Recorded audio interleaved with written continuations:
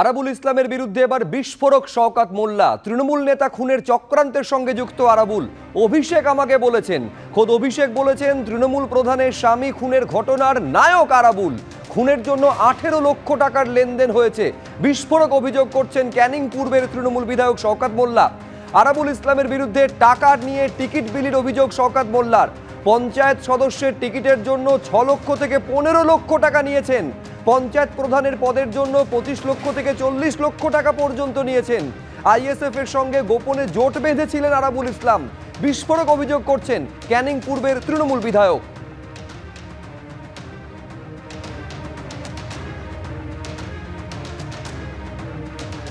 আমরা সবচাইতে বেশি গুরুত্ব দিয়েছিলাম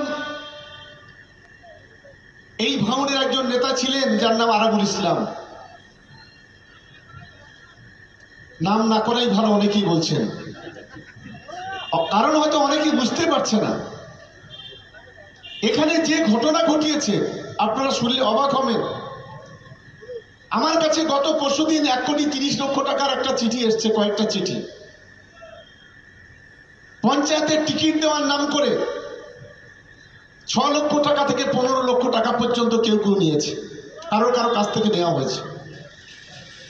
প্রধান করার জন্য এখানে অনেকেই বসে আছেন, কারোর কাছ থেকে 25 লাখ, 30 লাখ থেকে 40 লাখ টাকা নেওয়া হয়েছে। যখন যেটা বলেছে তখন সেটা করেছে। আমি তো জানি না তখন ভাঙনের এই ভৌগোলিক অবস্থান, মাত্র 1 মাস এসেছি, কি করে বুঝবো? এভাবে টিকিট দেওয়ার নাম করে যেভাবে পয়সা তসরুপ করেছে এটা আমি প্রথমে বুঝতে পারিনি। অভিষেক বন্দ্যোপাধ্যায় একদিন আমাকে বললেন, ভাঙনের নেতাগিরি করছো। ওখানে একজন প্রধান আছে, তার স্বামীর নাম খয়রুল, তার মার্ডার করার জন্য 18 লক্ষ টাকা লেনদেন হয়েছে। তুমি যে আরাবুল আরাবুল করো, সে আরাবুলেই এই ঘটনার মূল নায়ক। ওটা আমার উপর ছেড়ে দাও। সেইটে এই ঘটনা শোনার পর আমি একটা কোনো কাজে দিল্লিতে যাই, সেদিন আরাবুল অ্যারেস্ট হয়ে যায়। ফলে বুঝতে পারছেন যে মারাত্মক অভিযোগ করছেন ক্যানিং পূর্বের তৃণমূল বিধায়ক, এবং তিনি বলছেন যে অভিষেক বন্দ্যোপাধ্যায় তাকে বলেছেন আরাবুল ইসলাম যেভাবে একাধিক দুর্নীতির সঙ্গে জড়িত, এমনকি খুনের পরিকল্পনার সঙ্গেও জড়িত আরাবুল ইসলাম।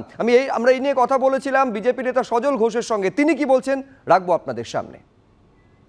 এখন তৃণমূল নেতার খুনের চক্রান্তে আরাবুল ছিল বলে আজকে আরাবুল খারাপ ছিল, কিন্তু যদি আইএসএফ কিংবা বিজেপি নেতার খুনের চক্রান্তের পেছনে শওকত মোল্লারা থাকে, তাহলে শওকত মোল্লারা হচ্ছে গুড বয়।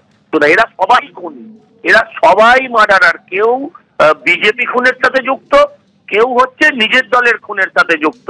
আর টাকা নিয়ে টিকিট বিক্রি, এ তো তৃণমূলের পুরনো গল্প, এখন আরাবুল বেঁচেছে তাই হয়তো টাকাটা সঠিকভাবে জায়গা মতো পৌঁছে দেয়নি, সেটা হয়তো অপরাধ হয়ে থাকতে পারে। শওকত মোল্লা তার ভাগ পাইনি, সেটা হতে পারে। কি বলছেন সিপিএম এর কেন্দ্রীয় কমিটির সদস্য সুজন চক্রবর্তী, রাখবো আপনাদের সামনে। আরাবুল 6 লাখ থেকে 15 লাখ টাকা নিয়েছে টিকিট বিলির জন্য।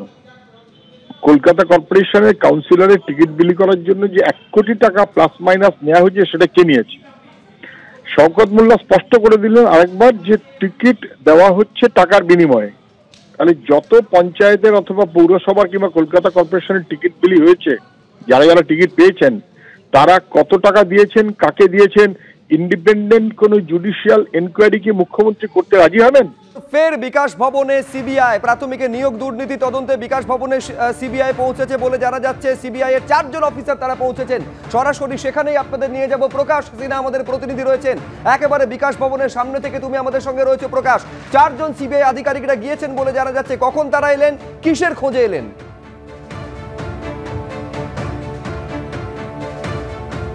দেখো, আমরা দেখতে পাচ্ছি যে ঠিক 15 মিনিট আগে সিবিআই এর 4 জন অফিসাররা প্রাথমিক নিয়োগ দুর্নীতির মামলার তদন্তকারী অফিসার ওয়াসিম আকরাম এবং তার সঙ্গে আরও 3 জন অফিসার, মোট 4 জন অফিসাররা বিকাশ ভবনের ভেতরে প্রবেশ করেছেন।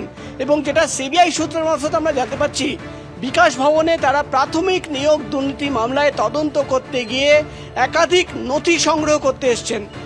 যেটা সিবিআই সূত্রের খবর, গত কয়েক মাস ধরে তদন্ত করে তাদের হাতে বেশ কিছু নতুন তথ্য সামনে এসছে।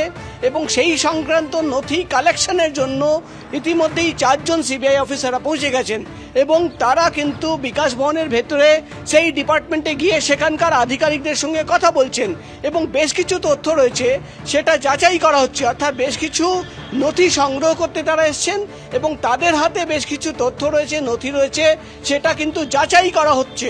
অর্থাৎ আমরা দেখতে পাচ্ছি প্রাথমিক নিয়োগ দুর্নীতি মামলায় বিকাশ ভবনে তুমি দেখতে পাচ্ছ এই মুহূর্তে কিন্তু সিবিআই এর 4 জন অফিসাররা, তার মধ্যে প্রাথমিক নিয়োগ দুর্নীতি মামলার যিনি প্রধান তদন্তকারী অফিসার ওয়াসিম আকরাম তিনিও কিন্তু রয়েছেন, তারা কিন্তু এসে পৌঁছেছেন এবং এই মুহূর্তে যেটা খবর পাওয়া যাচ্ছে বিকাশ ভবনের ভেতরে একটি ডিপার্টমেন্টে তারা গেছেন এবং সেখানকার আধিকারিকদের সঙ্গে তারা কথা বলছেন, তাদের সঙ্গে কথা বলে বেশ কিছু নথি সংগ্রহ করার চেষ্টা করছেন। সিবিআই সূত্রের খবর, প্রাথমিক নিয়োগ দুর্নীতি মামলার তদন্ত করতে গিয়ে গত কয়েক মাসে একাধিক সাক্ষীদের বয়ান রেকর্ড করা হয় এবং সেই বয়ান রেকর্ড করে বেশ কিছু নতুন তথ্য সামনে আসে এবং সেই তথ্য কোলাবরেট করার জন্য বেশ কিছু ডকুমেন্টের প্রয়োজন রয়েছে এবং তারা মনে করছেন সেই ডকুমেন্ট, সেই নথি কিন্তু বিকাশ ভবনে রাখা রয়েছে এবং সেটা সংগ্রহ করার জন্য তারা চলে এসেছেন বিকাশ ভবনে এবং তাদের হাতেও কিন্তু বেশ কিছু নতুন প্রমাণ রয়েছে, সেটা যাচাই করা হচ্ছে। অর্থাৎ আধিকারিকদের সঙ্গে কথা বলে তাদের জিজ্ঞাসাবাদ করে সেই তথ্য যাচাই করা হচ্ছে। অর্থাৎ আমরা এর আগেও দেখেছি একাধিকবার সিবিআই এর গোয়েন্দারা বিকাশ ভবনে এসে পৌঁছেছেন, তারা কিন্তু এখানে এসে ডকুমেন্ট কালেকশন করেছেন। আমরা দেখতে পাচ্ছি আজকেও তারা ঠিক 20 মিনিট আগে এসে পৌঁছেছেন বিকাশ ভবনে এবং এই মুহূর্তে 4 জন সিবিআই এর অফিসাররা প্রাথমিক নিয়োগ দুর্নীতি মামলার তদন্ত করতে গিয়ে বিকাশ ভবনে রয়েছেন এবং তারা এই মুহূর্তে বিকাশ ভবনে একাধিক আধিকারিকদের সঙ্গে কথা বলছেন এবং যে নথি তারা খুঁজতে এসছেন সেটা কিন্তু খুঁজে বার করার চেষ্টা করছেন সিবিআই এর গোয়েন্দারা। শুভজিৎ, ধন্যবাদ প্রকাশ।